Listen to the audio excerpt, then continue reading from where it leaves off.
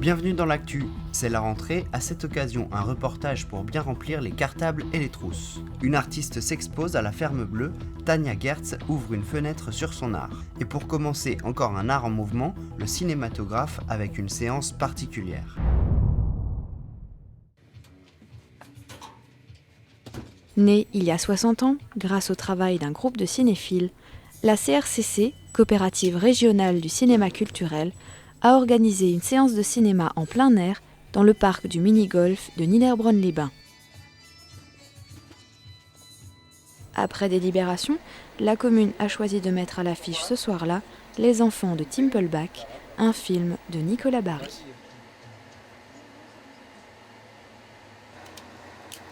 Une manifestation qui se prépare minutieusement à l'avance pour pouvoir procéder aux différents réglages et tests techniques dans les meilleures conditions possibles.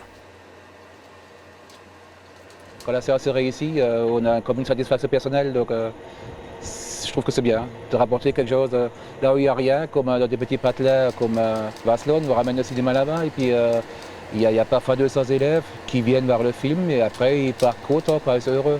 C'est ce qui me plaît, quoi.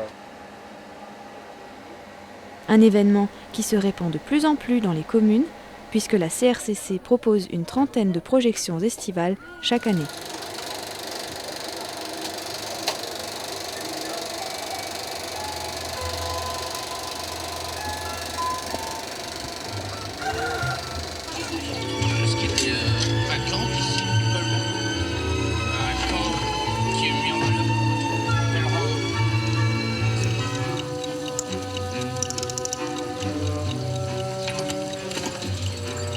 T'inquiète, Nancy Joseph. Je vais te sortir de là. Reste calme.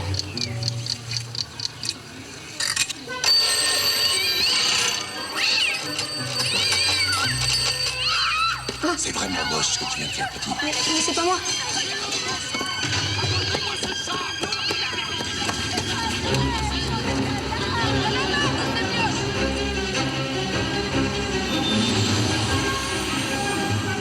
Le cinéma de plein air, c'est quelque chose qui est apparu à peu près il y a une quinzaine d'années.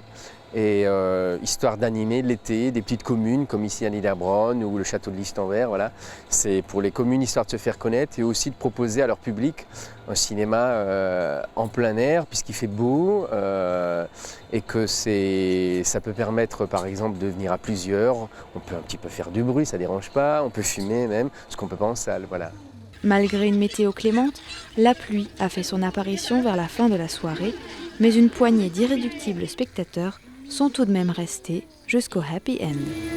Je crois que Manfred n'est toujours pas arrivé. Le retard coûte cher. Et madame?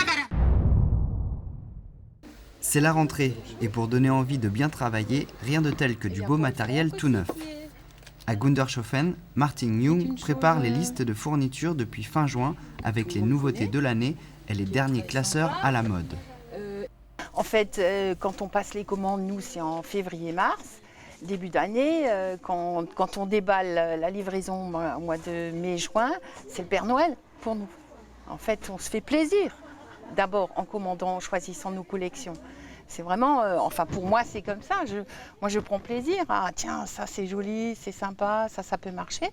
Et après, on met les collections qu'on a choisies, on les met en vitrine. Le coût de la rentrée varie selon les classes. La rentrée en 6e est la plus chère, environ 120 €. L'association Famille de France annonce même une moyenne de 190 €. Certaines familles bénéficient de l'allocation de rentrée scolaire, un coup de pouce pour acheter des crayons solides et des feutres qui ne sèchent pas, car à la papeterie, la qualité prime, tous les articles sont rigoureusement sélectionnés. Je travaillais chez un architecte, donc j'étais dans le milieu du bâtiment, je dessinais des plans, j'étais en contact avec du papier, avec plein de choses, des crayons, de l'encre, plein de choses. Et en fait, un porte-mine, il fallait qu'il soit solide. Des mines en 0,5, il fallait qu'elles soient solides. Et c'est comme ça que j'ai appris à juger de quelque chose et à connaître. Pas de panique s'il manque un stylo ou si le tube de colle est vide, car tout au long de l'année, la papeterie dispose de toutes les fournitures scolaires. C'est porté par le vent que Tania Gertz nous présente son univers artistique.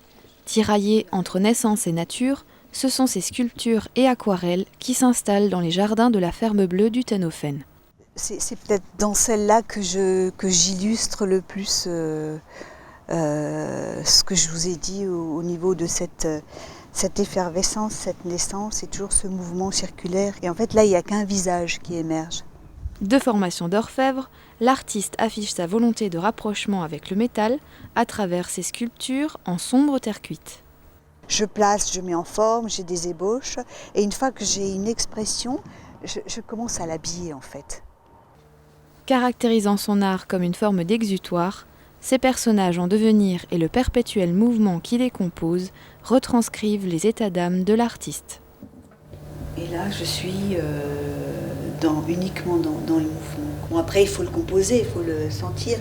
Il y a les nuances de couleurs, les taches, les pleins, les vides que je crée sur l'image même. Donc ça aussi, c'est quelque chose qui compte beaucoup pour moi, c'est ce côté plein et le vide. Donner cette respiration et mettre une respiration et un souffle dans une image bien définie.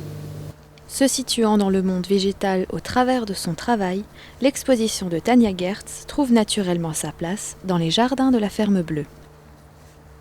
Venez découvrir cet autre feuillage du 1er au 19 septembre et n'hésitez surtout pas à vous rapprocher de ses œuvres pour prendre contact avec cet art singulier.